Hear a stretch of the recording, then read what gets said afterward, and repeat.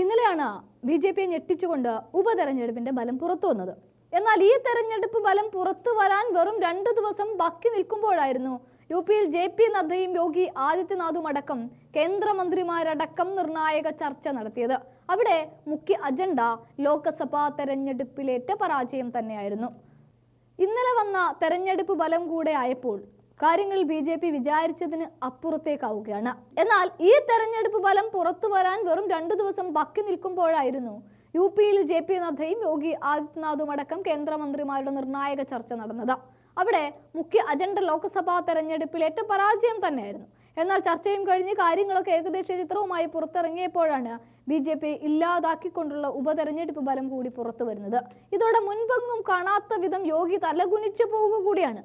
ഉത്തർപ്രദേശിൽ BJP working committee യോഗമാണ് കഴിഞ്ഞ ദിവസം ലക്നൌവിൽ ചേർന്നത്. എന്തുകൊണ്ട് 2019 അടക്കം തൂത്തുവാരി യു.പി ഇത്തവണ അയോധ്യ അടക്കമുള്ള സംസ്ഥാനങ്ങളിൽ തോറ്റു തുന്നം പാടിയത് എന്നുള്ളത് തന്നെയാണ് ഇവിടെ നടന്ന ചർച്ചയും. എന്നാൽ അതിനുള്ള വിശദീകരണം നൽകി നാവ് അകത്തിട്ടപ്പോഴേക്കുമാണ് ബദരീനാഥ് അടക്കമുള്ള സ്ഥലങ്ങളിൽ വീണ്ടും ബി.ജെ.പി പരാജയപ്പെട്ടിരിക്കുന്നു എന്ന വാർത്തയുടെ ബലം പുറത്തു വരുന്നത്. സംസ്ഥാനത്ത് നിന്നുള്ള കേന്ദ്രമന്ത്രിമാർ, മന്ത്രിമാർ, എം.എൽ.എമാർ, എം.പിമാർ, ജില്ലകളുടെ ചുമതലയുള്ളവരടക്കം 3000-ഓളം പേർ യോഗത്തിൽ പങ്കെടുത്തത് യു.പിയിൽ ലോക്സഭാ തെരഞ്ഞെടുപ്പിൽ കനത്ത തിരിച്ചടിയേറ്റതിന് പിന്നാലെ നിരവധി നേതാക്കൾ പരസ്യമായി നേതൃത്വത്തെ അതൃപ്തി അറിയിക്കുന്ന പശ്ചാത്തലത്തിലാണ് നിർണായക നേതൃയോഗം ചേർന്നത്. സംസ്ഥാനത്തെ പാർട്ടിയുടെ അവസ്ഥ വളരെ മോശമാണെന്നും കേന്ദ്ര നേതൃത്വം ഇടപെടണമെന്നും ഈ ചർച്ചയ്ക്ക് മുന്നേ ബി.ജെ.പി ബാദൽപൂർ എം.എൽ.എ രമേശ് മിശ്ര തുറന്നടിച്ചത് വലിയ ചർച്ചയായി മാറിയിരുന്നു. അയോധ്യ അടക്കമുള്ള വിവിധ മണ്ഡലങ്ങളിലെ തെരഞ്ഞെടുപ്പ് തോൽവി സംബന്ധിച്ച് നടത്തിയ അന്വേഷണ റിപ്പോർട്ടുകളും യോഗത്തിൽ ചർച്ചയായതാണ്.